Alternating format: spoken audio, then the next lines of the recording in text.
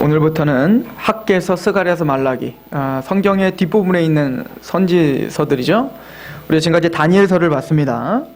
어찌 보면 다니엘은 민족의 어떤 포로기 시작부터 마침에 하나님의 기적적으로 구원받아 이제는 고레스에 의해서 이제는 그 바벨론 포로가 끝나고 예루살렘으로 복귀하는 그 영화로운 하나님의 그 은혜, 그 언약의 성취를 직접 봤던 다니엘이 썼던 신탁과 그 예언의 성취를 우리가 봤다면, 이제 오늘부터 볼 이 학개서와 스가랴서 그리고 말라기서는 이제는 그 바벨론에서 포로 귀환을 하여 이제는 약속의 땅 가나안에 돌아와 다시 하나님의 성전을 회복하고 다시 성전을 짓고 있는, 그 어떻게 보면 회복을 선포했던 선지자들에 대한 이야기를 좀 하려고 합니다.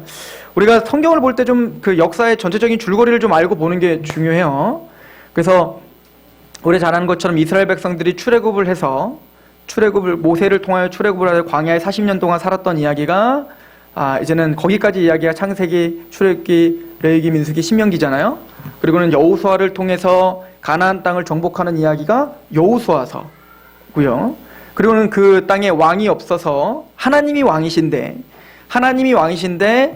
우리는 왕이 없다 자기 소견대로 행했던 시기가 있었죠. 그것을 사사시대라고 이야기를 합니다.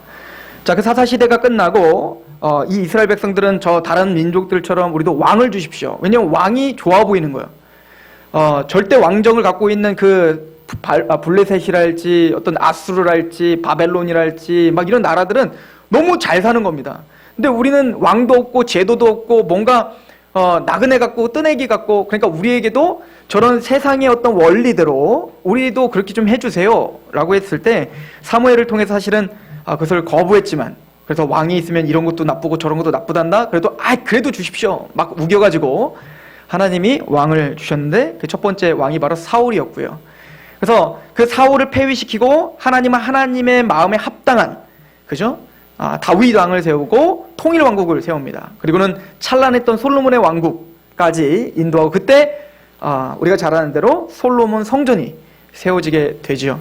근데 이제 그 솔로몬의 아들이, 솔로몬 때부터 사실 삐걱했지만 솔로몬의 아들이었던 르호보암이 정치를 잘 못했어요.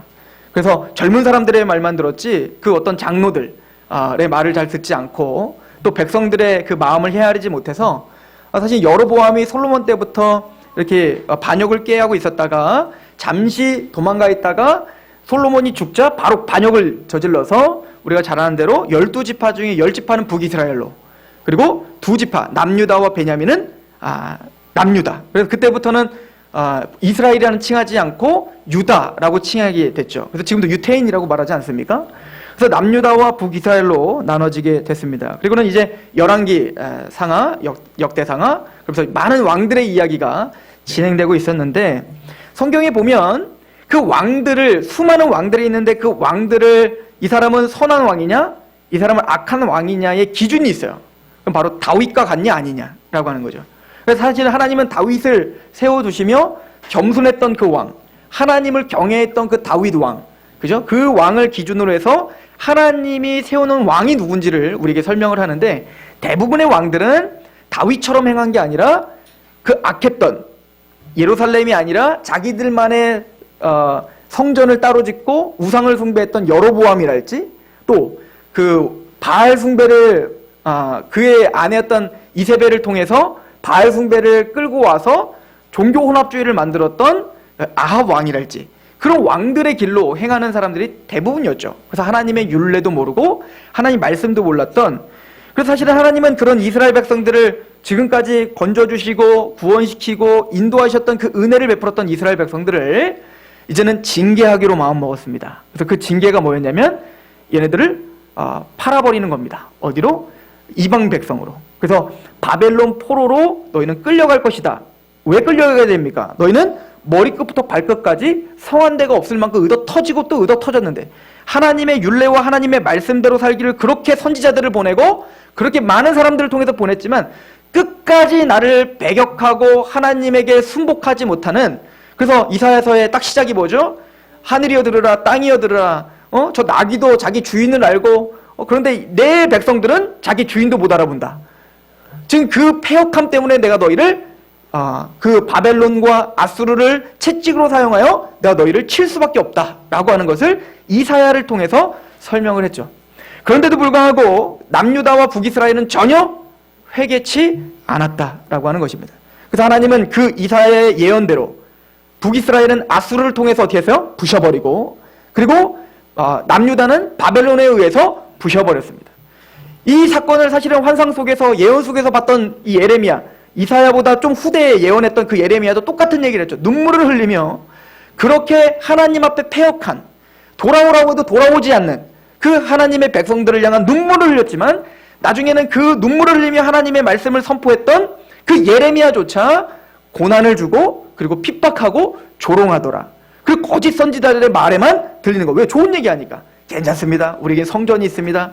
성전이 있으니까 당신은 잘 될 겁니다. 그런 어떤 긍정적인 이야기만 해주는 선지자의 말만 듣지, 회개를 촉구하고 있는 이사야랄지 예레미야의 그 하나님의 신탁에는 전혀 마음을 두지 않는 거죠. 그리고 하나님의 말씀을 음악을 듣는 것 같이 하더라, 이렇게 표현하고 있어요. 지금 뭐죠? 귀에 듣기 좋은 것만 듣는 겁니다. 이것이 바로 패역한 이스라엘 백성들의 상태였다라고 하는 것이죠.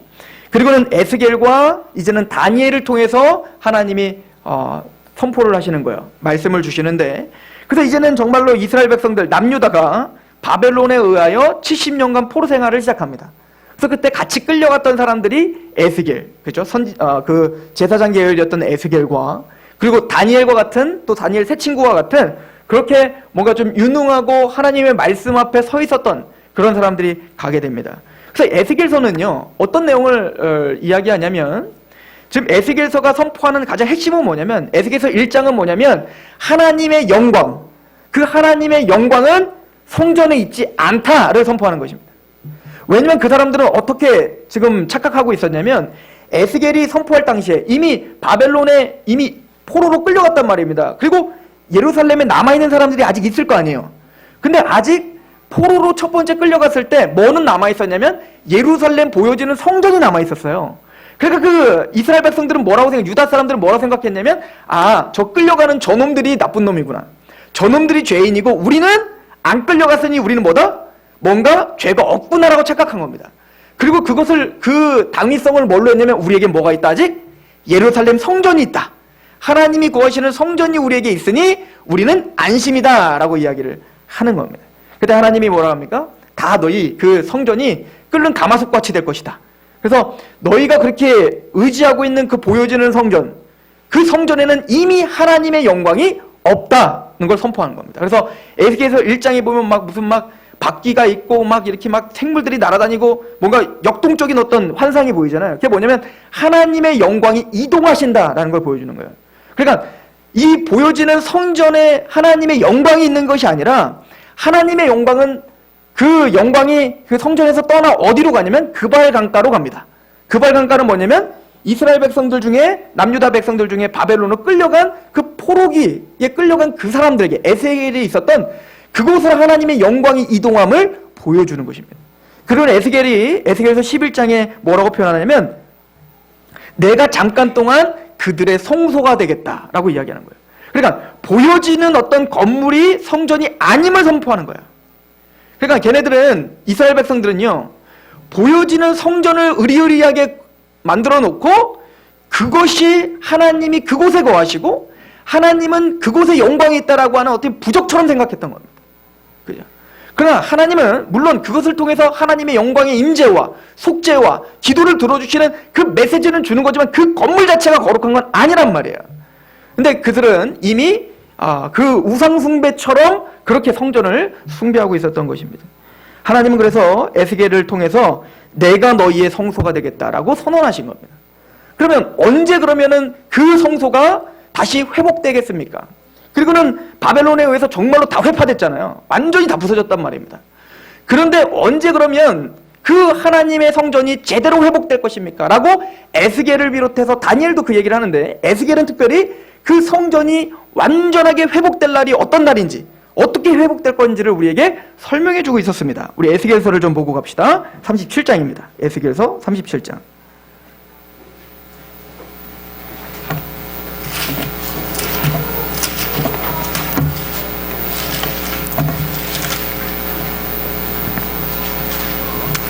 37장 24절입니다.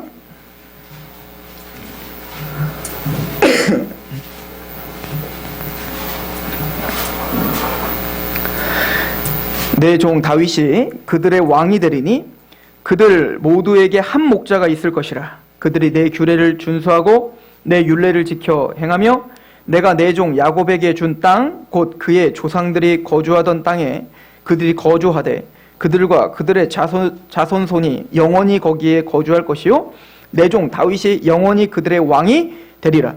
내가 그들과 화평의 언약을 세워서 영원한 언약이 되게 하고 또 그들을 견고하고 번성하게 하며 내 성소를 그 가운데에 세워서 영원히 이르게 하리니 내 처소가 그들 가운데 있을 것이며 나는 그들의 하나님이 되고 그들은 내 백성이 되리라. 내 성소가 영원토록 그들 가운데 있으리니 내가 이스라엘을 거룩하게 하는 여호와인 줄을 열국이 알리라 하셨다 하라. 뭔가 그 성소가 세워지는 날은 어떤 날인 것 같아요. 이 에스겔의 그 예언을 보면 영광스럽고 다시 하나님의 영광이 다시 찾아올 것이며 이제 영원히 그 땅을 떠나지 않을 것이고 그 성소가 다시는 무너지지 않고 영원히 견고하게 서 있을 성소, 그 하나님의 성전이 세워질 것을 선포했단 말입니다. 이것을 에레미야도 이제 선포를 했던 거 아니에요? 그래서 에레미야는 정확하게 날짜까지도 70년이 차면이라고 예언을 했죠. 70년 동안 바벨론의 포로로 끌려가지만 70년이 차면 반드시 그날이 온다. 이렇게 선포를 했던 겁니다. 자, 이거를 알고 하나님의 말씀을 선포했던 선지자가 누구였어요? 바로 다니엘이었던 거예요. 다니엘이 그래서 이제는 70년이 찰 그 당시에 예레미야를 본 거 아닙니까? 이게 9장에 있는 거예요. 다니엘서 9장. 에레미야서를 막 읽어보니까 70년이 차. 그러니까 한번 계산해봤어요. 계산했더니 정말로 자기들이 포로로 끌려온 지 딱 몇 년이 된 거예요? 70년이 된 거예요. 그죠? 우리 다니엘서 다 봤죠? 처음 듣는 거 아니시잖아요. 그죠? 표정이 굉장히 새로워요. 70년이 딱 차면 그걸 보고 다니엘이 그때부터 뭡니까? 금식을 하기 시작합니다. 왜일까요? 하나님의 말씀이 이미 이루어질 거란 말입니다. 그런데 자신을 돌아보고 자기 민족들을 돌아보니 여전히 죄 가운데 있는 그 하나님의 언약과 그 언약의 성취가 자신들에게 지금 성취되는 자격이 우리에게는 아직도 없음을 깨닫는 겁니다. 여전히 죄가 많고 여전히 하나님의 율례를 어겼던 그 조상들의 삶을 우리는 여전히 살고 있는 그 모습을 보면서 자복하며 금식하며 하나님께 회개하는 장면이 나와 있습니다. 그런데 정말로 하나님이 이사야서에는 더 재밌잖아요. 에레미야보다도 훨씬 전에 예언했던 이사야에는 뭐라고까지 예언이 되어 있냐면 아예 120년 후에 태어날 고레스, 그러니까 이사야가 사역하고 난 다음에 그 바벨론이 무너지고 페르시아가 세워지고 메데파사가 세워져서 그 이스라엘 백성들을 회복시켜줄 왕은 고레스 왕이에요. 역사적인 왕이죠. 근데 그 왕이 있기도 전에 120년 전에 이미 이사야가 이름까지 예언했단 말입니다. 뭐라고요? 고레스라고. 너희들을 회복시켜줄 그 왕이 있는데 그 이름이 뭐라고요? 고레스라고 이름이 써있어요. 이걸 뭐라고 하면 동방의 의인이고 동방의 독수리라고 예언까지 해놨단 말입니다. 자, 여러분들 고레스라고 생각해 보세요. 고레스가 이제는 바벨론을 무너뜨렸어. 바벨론을 무너뜨렸더니 거기에 써먹기 좋은 사람들이 있는 거예요. 누구죠? 유다 사람들이에요. 유다 사람들. 그래서 똑똑해. 그래서 그 사람들은 보니까 그 페르시아 사람들도 아니니까, 바벨론 사람이 아니니까 또 그 바벨론의 제국의 문물을 너무 잘 알고 있고 문화를 잘 알고 있으니까 그 사람을 써먹다 보니까 다니엘을 만났을 거고, 그 다니엘이 무엇을 보여줬을까요? 고레스에게 성경을 보여줬을 거 아니에요. 그때 고레스는 그 성경의 말씀을 보고 깜짝 놀랐죠. 누구 이름이 있어요? 자신의 이름이 있는 겁니다. 자신을 통해서 하나님의 역사가 이루어질 것이 선포되어 있는 거예요. 이 감격이 에스라서에 있습니다. 한번 가볼까요? 에스라서 1장. 이런 배경을 알고 학개서를 볼 때 우리가 좀 더 학개서가 이해가 쉬울 것 같아서 역사를 한번 훑고 있는 겁니다. 에스라서 1장입니다.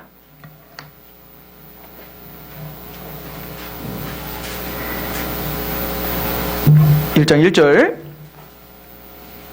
구약성경 711페이지 정도입니다. 바사왕 고레스 원년에 여호와께서 예레미야의 입을 통하여 하신 말씀을 이루게 하시려고 예레미야서 25장에 있는 예언의 성취를 말하는 겁니다. 밧사왕 고레스의 마음을 감동시키심에 그가 온 나라에 공포도 하고 조서도 내려 이르되 밧사왕 고레스는 말하노니 하늘의 하나님 여호와께서 세상 모든 나라를 내게 주셨고 나에게 명령하사 유다 예루살렘의 성전을 건축하라 하셨나니 이스라엘의 하나님은 참 신이시라. 너희 중에 그의 백성된 자는 다 유다 예루살렘으로 올라가서 이스라엘의 하나님 여호와의 성전을 건축하라.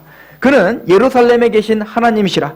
그 남아있는 백성이 어느 곳에 머물러 살든지 그곳 사람들이 마땅히 은과 금과 그 밖의 물건과 짐승으로 도와주고 그 외에도 예루살렘에 세울 하나님의 성전을 위하여 예물을 기쁘게 드릴지니라 하였느니라. 고레스가 막 감격이 되는 겁니다. 바벨론을 무너뜨리고 보니까 아니 내가 가는 곳마다 그냥 파죽지세로 다 죽거든요. 그걸 보면서 야, 내 힘 세다 라고 생각했던 고레스가 이사야서나 예레미야서를 딱 보니까 이사야서에 뭐라고까지 써있냐면 그 고레스 앞에 모든 왕들이 초계처럼 무릎을 꿇을 거라고 하는 거예요. 근데 정말로 고레스가 그렇게 전쟁에 나가기만 하면 다 초계처럼 다 항복이 되는 겁니다. 근데 그것을 고레스가 깨달은 겁니다. 아, 이거는 내 힘이 아니라 너희가 믿고 있는 하나님의 계획이었구나. 그렇구나. 너희가 믿는 신이 참신이구나. 그러므로 너희 신이 나에게 명령했던, 너희가 보니까 하나님이 그러면 나한테 왜 이렇게 가는 곳마다 승리하게 해줬을까? 이사야서 예레미야 봤더니 나를 통해서 너희 성전 짓게 해주라고 했네. 그러면 하나님이 나를 그렇게 사용하셨으니 그렇게 되라. 그래서 고레스 칙령을 내리는 겁니다. 기적이에요, 기적. 이거는 있을 수 있는 얘기가 아니에요. 근데 역사 속에서 정말 그런 역사가 일어난 겁니다. 그래서 사실은 페르시아가 이스라엘을, 남유다를, 그 유다 백성들을 포로 귀환을 시켜줄 이유가 전혀 없었단 말입니다. 그런데 고레스의 마음을 감동시켜 하나님은 전 세계를 통치하시는, 우주를 통치하시는 하나님이 고레스의 마음을 감동시켜 하나님의 일, 하나님의 언약을 성실히 지금 준행하고 있음을 우리에게 보여주고 있는 것이죠. 여러분들 어떨까요? 그 마음이 어떨까요? 사실은 일본이 패망할 것 같지 않았는데 갑자기 그냥 패망하더니 우리가 해방된 것, 사실 그거보다 더 큰 감격이 여기 있는 거거든요. 그 당시에 바벨론이라는 나라는 감히 누가 부술 수 있는 나라가 아니었단 말입니다. 근데 고레스를 통해서 초계처럼 부서지더니 정말로 그 고레스가 그 아무것도 아닌 민족, 그 유다 민족을 하나님의 말씀을 보고 감격이 되어 포로 귀환을 시켜주는 겁니다.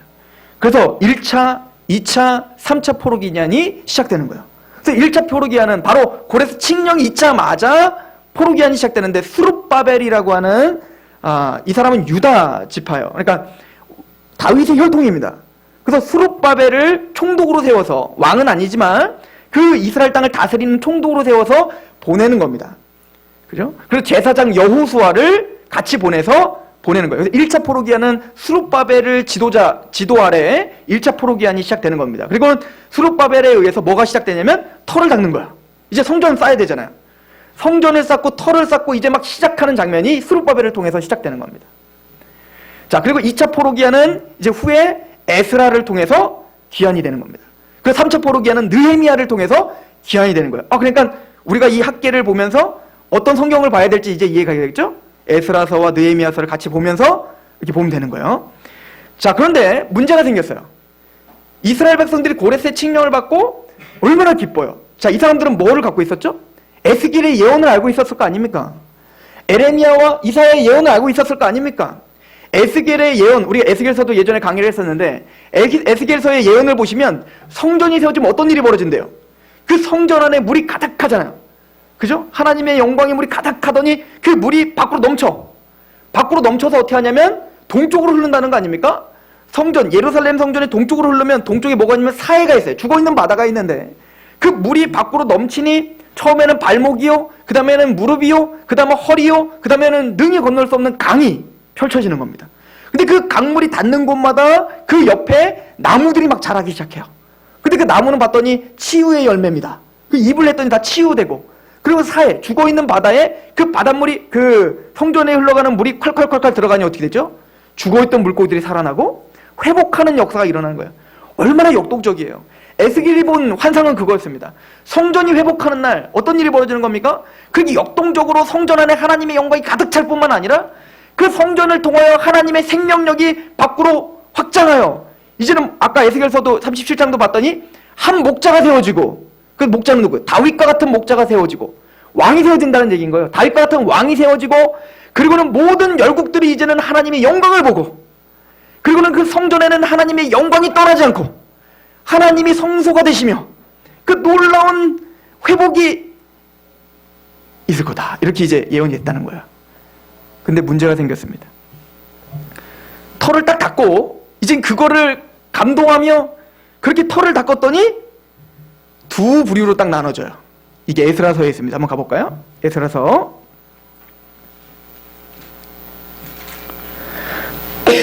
3장을 한번 가봅시다. 3장 8절입니다. 예루살렘에 있는 하나님의 성전에 이른 지 2년 둘째 달에 스알디엘의 아들 스룹바벨과 요사닥의 아들 예수아와 다른 형제 제사장들과 레위 사람들과 무릇 사로잡혔다가 예루살렘에 돌아온 자들이 공사를 시작하고 20세 이상의 레위 사람들을 세워 여호와의 성전 공사를 감독하게 하며, 굉장히 막 박차를 가하고 있는 거죠. 얼마나 기쁘겠어요. 막 와서 이에 예수아와 그의 아들들과 그의 형제들과 감미엘과 그의 아들들과 유다 자손과 헤나닷 자손과 그의 형제 레위 사람들이 일제히 일어나 하나님의 성전 일꾼들을 감독하니라.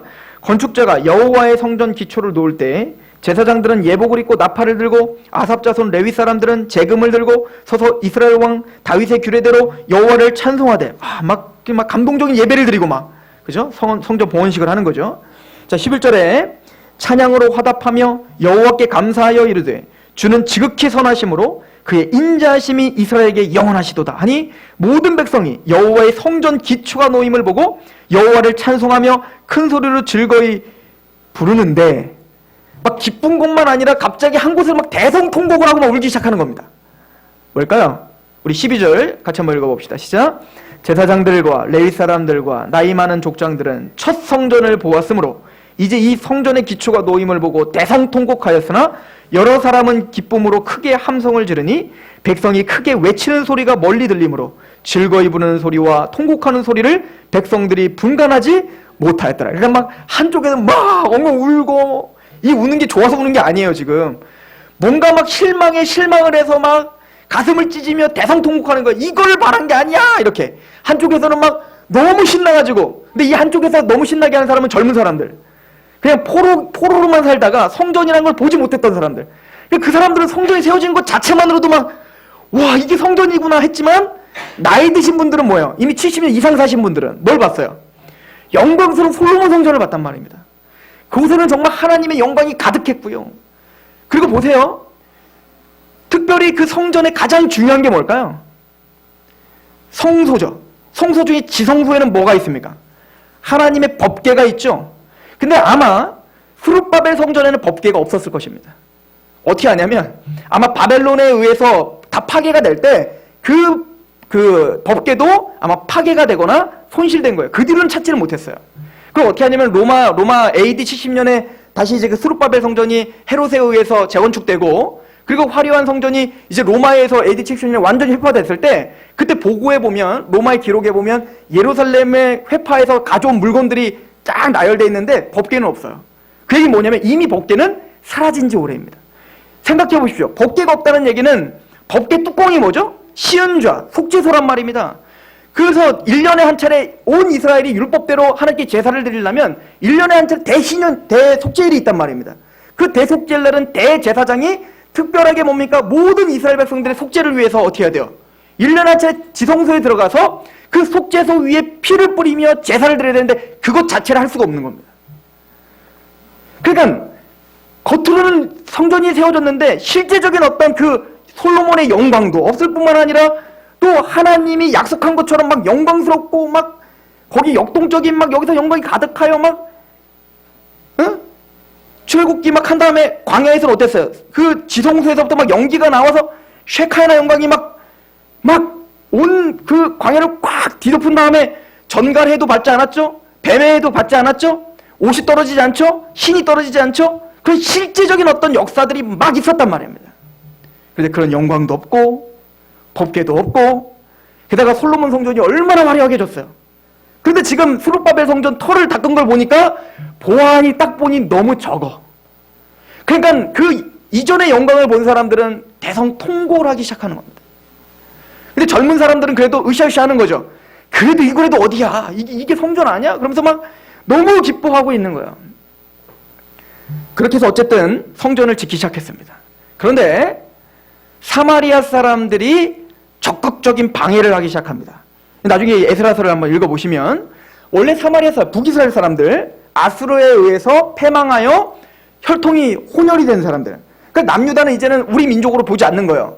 개만치도 못하게 여긴 겁니다. 북이스라엘 사람들을. 왜냐하면 아브라함의 혈통을 중요시 여기는데 북이스라엘 10지파는 아수르에 의해서 패망을 됐대. 그 패망 때 아수르의 정책이라는 게 뭐냐면 여러 민족들, 그 제국에 형성된 민족들을 다 섞어갖고 피를 섞어버리는 겁니다.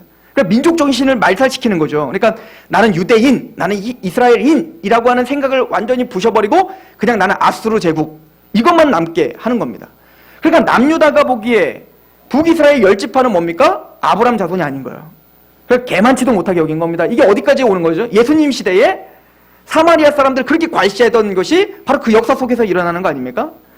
자, 그런데 그 사마리아 사람들이 보니까 아니 포로기한이 돼서 뭘 짓고 있대요? 성전 짓는다니까 사마리아 사람들도 자기들도 같이 하고 싶잖아요. 그죠? 자기들도 성경을 그래도 믿고 모세오경 믿는 사람들이니까 성전도 우리도 짓고 싶으니까 이제 스룹바벨에게 와서 아마 그 지도자들에게 와서 그랬겠죠. 우리도 껴달라고. 그냥 우리가 도와주고 같이 좀 할게요. 그럼 얼마나 힘이 되겠어요. 그랬더니 딱 잘라서 어떻게 하죠? 안 된다. 혈통 그리고 율법에 의하면 이방인과 어쩌고저쩌고 해갖고 안 된다. 그러니까 이 사마리아 사람들이 어떤 마음이 들까요? 상처받은 거예요. 그리고 어떻게 할까요? 그래? 내가 못하면 내가 절대 못 지게 할 거야. 그러면서 이 사람들이 고위 간직이 된 사마리아 사람들이 이제는 페르시아로 가서 그 왕에게 어떻게 하는 겁니까? 계속 모함을 하는 거야. 조서를 계속 막 그 항소문을 올리고 그리고 막 험담을 하는 겁니다. 원래 이 다윗 왕국이 세워지고 솔로몬 왕국 세워지고 그 역사를 잘 생각해 보세요. 왕이요.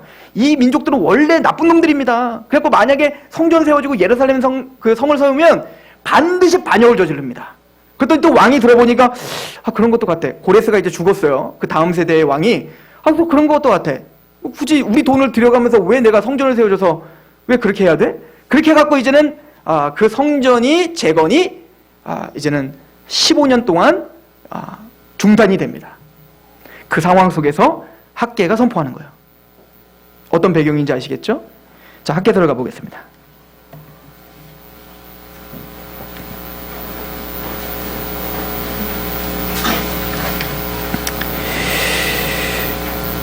자, 성전은 중단이 됐습니다. 자, 이스라엘 백성들의 그 유다 백성들의 마음은 어땠을까요? 첫 번째, 낙심이 됐겠죠. 뭔가 열심히 하려고 했는데 고레스의 칙령으로 그 기적을 경험했지만 이제는 이게 하나님의 일이구나. 그래서 뭔가 막 하려고 막 했는데 이 일이 쉽게만 되는 게 아니라 너무 어렵게 방해를 받고 그걸 하려면 고난이 오고 고통이 오기 시작하는 겁니다. 그러니까 어떤 마음이 들까요? 이런 건 줄 몰랐어 라고 하겠죠. 그냥 하나님이 지으신다고 하길래 나는 그냥 하면 되는 줄 알았더니만 그게 그런 게 아니네. 사마리아 사람들을 통해서 모함을 당하고 또 반역자가 된 거 아니에요. 지금 반역자 취급을 당하고 또 하나님의 성전 지으려고 하다 보니까 돈도 없고 재정도 없고 아무것도 없는 겁니다. 또한 그러다 보니까 그 젊은 사람들도 어떤 마음이 들었을까요? 한쪽에서는 누가 울고 있었어요. 이거는 에레미야와 에스겔과 이사야가 예언했던 그 성전이 아니야. 이런 낙심이 생기기 시작했겠죠. 하나님이 예언한 그 성전은 이런 성전이 아니었어. 영광스러운 성전이었단 말이야. 어떻게 보면 솔로몬 성전보다 더 크고 더 화려하고 더 영광스러운 성전이어야 되는데 아니 그것까지도 안 가달라면 솔로몬 성전이랑 비스무리해도 해야 되는데 이거는 내가 봤던 성전이 아니야. 낙심이 되고 지금 내가 하나님의 일을 위해 하나님이 성전을 지으라고 하지만 그 일이 너무 초라해 보이는 겁니다. 아무것도 안 와 보이는 거예요.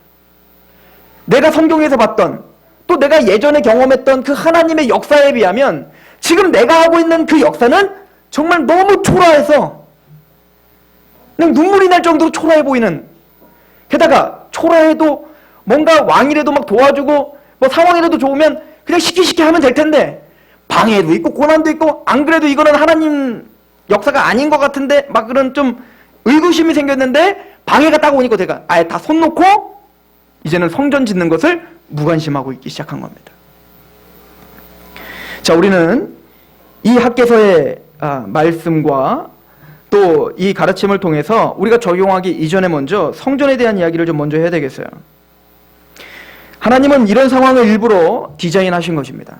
왜냐하면 지금 포로기한을 한 이스라엘 백성들에게 에스겔과 또 에레미야나 그런 선지자들이 예언한 그 성전이란 물론 스룹바벨 성전이 맞습니다. 그러나 궁극적인 성전의 성취는 스룹바벨 성전에서 성취되는 것이 아닌 거예요. 단 그 스룹바벨 성전을 짓고 있는 그 사람들은 구속사의 하나님의 전 역사와 그 예언 속에 한 부분을 담당해서 스룹바벨 성전을 지어라 하면 그 성전을 지으면서 깨달아야 될 게 있어요. 첫 번째 뭐냐면 하나님이 언약하시면 반드시 성취되네를 깨달아야 돼요. 하나님이 다니엘과 에스겔과 이사야와 에레미야와 그 사람들을 통해서 예언했던 그 말씀이 정말로 성취돼서 고레스를 통해서 정말 포로기한 됐네. 그리고 성전을 지으라고 했네. 성전 지어놨더니 에스겔과 딱딱 맞춰보니까 어때요? 딱 맞아요? 안 맞죠. 왜냐면 에스겔에 보면 한 목자를 세울 거예요. 북이스라엘과 남유 땅에 한 목자를 세운다는데 현재까지도 북이스라엘과 남유다는 하나가 되지 않았어요.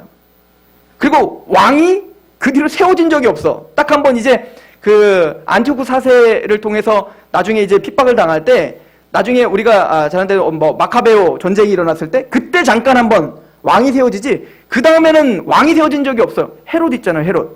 헤롯은 유다 왕이 아닙니다. 그 사람은 다른 민족인 거예요. 유다 백성이 아니에요. 그러니까 성경에서 한 유다의 자손인 다윗의 왕조가 세워진 적도 없고 지금까지도. 또한 그 성전은 또 무너졌어. 아까 에스겔 봤더니 성전이 세워지면 어떻게 해요? 영원히 있을 거라고 했는데 그 초라하지만 그 성전에도 영원히 있었으면 좋겠는데 그 성전은 또 로마에 의해서 또 회파됐습니다. 하나님은 그렇다면 이 지금 학계를 보고 있는 지금 그 유다 백성들에게 하시는 얘기가 뭘까요? 너희가 짓고 있는 그 성전이 진짜 성전은 아니라는 거예요. 그러나 그 성전을 통해서 언약하신 하나님을 믿으라는 겁니다. 그리고는 그 믿음을 갖고 앞으로 하나님이 진짜 완성하실 성전이 무엇인지를 바라봤어야 되는 것입니다. 그리고 그 성전이 무엇인지 성경은 우리에게 알려주고 있습니다. 바로 다윗과 같은 한 왕이 오시는 겁니다. 그리고 에스겔서에 뭐라고 표현했냐면 아까도 말했지만 내가 성소가 되마라고 표현했어요. 누가 성소가 되시겠다고요? 하나님이 너희의 성소가 칭이 되어주시겠다. 보여지는 성소가 아니라 하나님 본인이 우리의 뭐가 되시겠다는 거예요. 성전 되시겠다는 겁니다. 그래서 하나님이신 예수님이 이 땅에 오셔서 예수님이 뭐라고 하죠? 바리새인과 서기관들에게 성전보다 더 큰 이가 여기 있다라고 표현한 거예요. 누굽니까? 나다라고 말하는 겁니다. 제가 아니라 예수님. 내가 바로 성전보다 더 큰 이다라고 하는 거예요. 그리고는 뭐라고 하죠? 이 성전, 예루살렘 성전에 올라가서 요한복음 2장에 보면 이 성전 무너뜨려라 라고 하는 거 아닙니까? 이 성전 내가 3일 만에 내가 다시 회복할게. 아니 40몇 년 동안 지었던 이 성전을 어떻게 자기가 3일 만에 회복한다는 거야? 제자들도 못 깨달았다는 거 아니에요? 근데 요한복음이 뭐라고 기록하고 있죠? 예수님이 십자가에 죽으시다 부활하신 이후에 자신의 육체를 가리켜 말함이라 라고 이야기하고 있는 겁니다. 요한복음 1장에 말을 합니다. 하나님께서 우리 요한복음 1장을 한번 가보세요.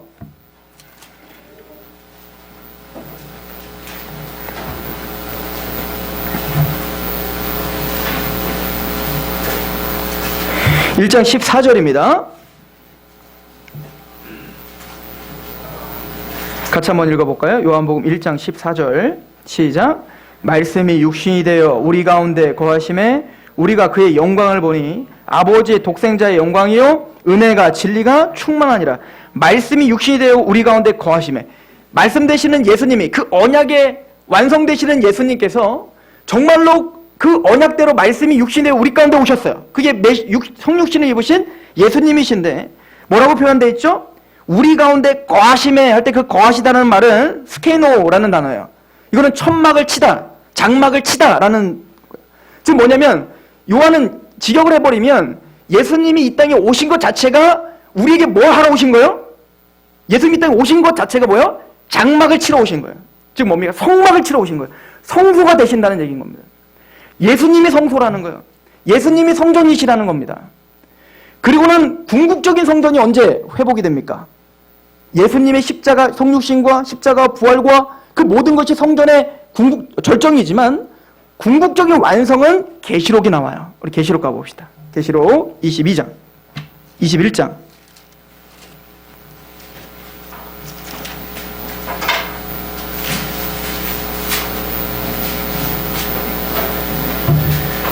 (21장) 21절입니다. 새 예루살렘이 이제 회복되는 장면을 보여줍니다. 그 12문은 12진주니 각 문마다 한 개의 진주로 되어 있고 성의 길은 맑은 유리 같은 정금이 있더라. 성 안에서 내가 성전을 보지 못하였으니 이는 주 하나님 곧 전능하신 이와 및 어린 양이 그 성전이시라. 이렇게 끝나는 겁니다. 누가 참된 성전이시라고요? 하나님과 어린 양, 예수님 본인이 우리의 뭐가 되신다? 성전이시다라고 표현하고 있는 거예요. 자, 우리로 적용을 해봅시다. 학계를 지금 듣고 있는 백성들은 지금 대단히 낙심했습니다. 첫 번째, 하나님의 나라를 위해서 성전을 짓고, 그거는 어떻게 구속사에서 그들이 감당해야 될 사명이에요. 성전 건물을 짓는 거. 그런데 그 건물을 짓는 그 일이 첫 번째는 여러 방해들과 고통과 고난이 따르더라는 겁니다. 그것이 또 인간의 힘으로는 도저히 해결할 수 없는 고통인 것 같아 낙심하게 되는 거예요. 두 번째, 내가 지금 이 성전을 짓고 있는데 그 성전 짓는 것이 성경으로 보나 또 뭘로 보나 예전에 솔로몬의 영광으로 보나 정말 보잘것없이 보여 아예 손 놓고 있는 것입니다. 그랬더니 이 사람들은 뭐 하게 될까요? 이제는 성전에 집중해야 될 것을 이제는 자신의 집을 짓는 거에만 집중하고 있었던 겁니다. 그럼 우리에게 이건 어떻게 적용이 될까요? 이제부터 우리는 그러면은 돈 모아서 성전 줘야 되나요? 아니요. 그거는 스룹바벨과 이 시대에 맡겨진 사명이었다니까요. 왜냐하면 그걸 통해서 메시지를 줘야 됐기 때문에. 오늘날 우리의 사명은 뭘까요? 누가 성전일까요? 궁극적인 성전의 절정은 뭡니까? 새하늘과 새 땅입니다. 예수 그리스도 하나님이 온전한 성전 되시는 그때. 그럼 지금은 우리가 해야 될 성전이 뭘까요? 우리가 성전을 져야 된단 말입니다. 어떤 성전을 져야 되죠? 지금 우리는 성전이 지어지고 있는 거란 말입니다. 오늘날 이 시대에 살고 있는 우리의 사명이 있다고요. 성전을 져야 돼요. 어떻게? 에베소서에 있잖아요. 한번 가봅시다. 에베소서.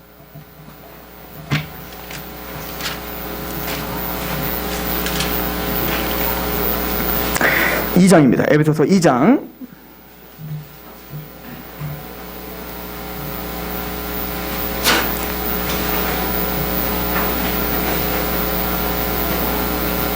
자, 19절입니다. 그러므로 이제부터 너희는 외인도 아니요 나그네도 아니요 오직 성도들과 동일한 시민이요 하나님의 권속이라. 너희는 사도들과 선지자들의 터 위에 세우심을 입은 자라. 그리스도 예수께서 친히 모퉁이 돌이 되셨느니라. 그의 안에서 건물마다 서로 연결하여 주 안에서 성전이 되어가고 너희도 성령 안에서 하나님이 거하실 처소가 되기 위하여 그리스도 예수 안에서 함께 지어져 가느니라. 우리가 지어야 될 성전이 무엇입니까? 건물입니까? 아니요. 복음이 전해지고 그 복음으로 감격한 하나님의 백성들이 연합하고 하나가 되는 그 성전, 하나님이 임하시는 그 성전, 그곳에서 하나님의 복음을 통한 교제가 일어나고 감사가 일어나고 찬양과 경배가 일어나고 세상을 능히 이길 수 있는 힘이 있는 그곳, 하나님의 임재가 있고 하나님의 말씀이 선포되고 하나님의 뜻 가운데 같이 순례의 길을 걸어가는 그 성전. 세상 사람들 하나님이 없다 하지만 우리도 눈에 보이는 하나님이 없죠. 눈에 귀에 들리질 않습니다. 그런데 그 눈에 보이지 않고 귀에 들리지 않는 그 하나님이 임재가 느껴지는 그 성전, 그 공동체, 그 사랑이 회복되고 세워져 가야죠. 우리를 통해서. 그게 우리의 사명 아닌가요? 그런데 꼭 학계를 보고 있는 그 사람들처럼 그렇게 성전이 세워지고 복음을 전하고 그렇게 하나님의 백성들다운 그런 공동체를 세우는 데 있어서 방해가 너무 커요. 먼저 그의 나라와 의를 구하기 위해는 우리에게 방해들이 너무 많단 말입니다. 핑계거리도 많죠. 내 집도 좋게 져야 되기 때문에 그렇습니다. 나도 먹고 살아야 되기 때문에 그렇습니다. 또한 나의 뭔가를 나 중심적인 사고로 뭔가를 계속 내 것을 챙겨야 되기 때문에 그렇습니다. 이게 쉬우면 몰라. 하려고 하면 자꾸 갈등이 생기죠. 하려고 하면 뭔가 문제가 생기죠. 또한 성경에서 솔로몬과 모세나 엘리야나 이런 사람들처럼 뭔가 영광스러운 일이었으면 좋겠는데 우리는 지지고 먹고 아무것도 아닌 것처럼 보이는 이 사명에 있는 것이 너무나 한심스러운 겁니다. 초라해 보이는 거예요. 내가 오늘 이런 성전으로 지어져 가는 거, 내가 복음 가운데 말씀 가운데 지어져 가는 게 너무 초라해 보이는 겁니다. 홍해가 좀 갈라지면 내가 뭔가 멋들어지게 하나님의 일을 하는 것 같이 보이는데 솔로몬 성전같이 그리 의리의리하게 뭔가 건물을 크게 짓고 몇만 명 들어오는 그런 성전을 지으면 내가 뭔가 한 것 같았을 텐데, 성경이 말하는 성전은 그게 아니란 말입니다. 눈에 보이지 않고 또 뭔가 열매가 드러나는 것 같지 않지만 그 안에서 하나님의 임재가 느껴지는 그 성전을 우리는 만들어가야 된단 말입니다. 그게 초라해 보이는 겁니다. 그리고 다 내팽개친 거예요. 그거를 학계는 충고한 겁니다. 너의 삶을 돌아봐라. 너희들이 무엇을 위해서 부름받았고 무엇 때문에 지금 예수 그리스도를 믿는가. 우리 학계서를 돌아보고 학계의 말을 듣고 오늘 말씀을 마치도록 하겠습니다. 학계서 1장을 다시 한번 가봅시다.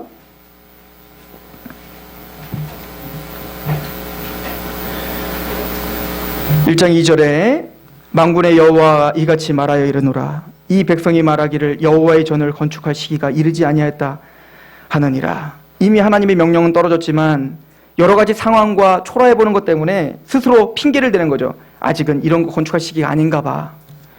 여호와의 말씀이 선지자 학계에게 임하여 이르시되 이 성전이 황폐하였거늘 너희가 이때 완벽한 집에 거주하는 것이 옳으냐. 성전된 우리의 신앙, 영적인 상태가 황폐하고 하나님의 말씀 앞에 제대로 서 있질 않는데 그 황폐한 것을 전혀 너네 눈에 보이지 않느냐.